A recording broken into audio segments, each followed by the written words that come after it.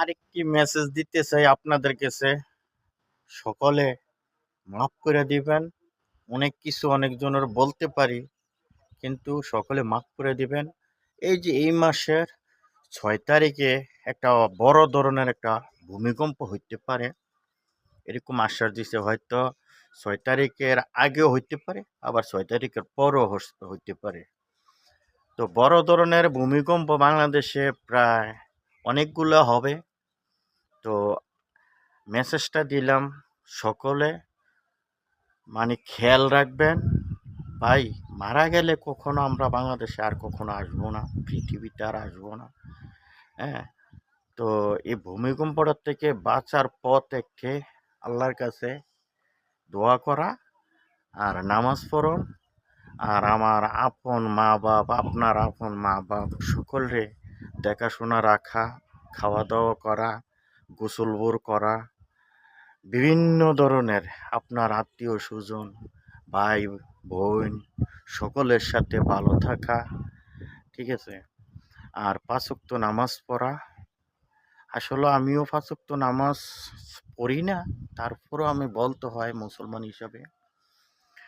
তো আপনার একটি আমরা অন্যায় করি বাংলাদেশের ভিতরে, মিশা কথা কই মেলের ভিতরে, তারপরে আমরা সুদ খাই, তারপরে আমরা মা বাবার সাথে মিশা কথা বলি, এরপরে টাকার জোরে আমরা কিন্তু অনেকজনকে বিভিন্ন ধরনের বিভিন্ন কৌশলে কিন্তু আমরা ফাঁদে ফালাই।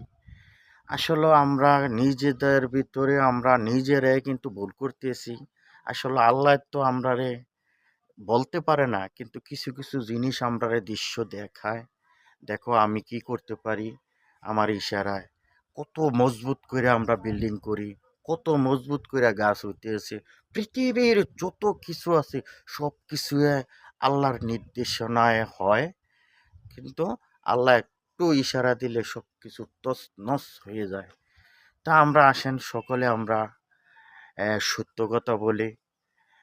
মেল বিচারে গেলে আমরা সত্য যেটা এটাই বলবো, যেটা লিগেল আমরা ওইটাই বলবো।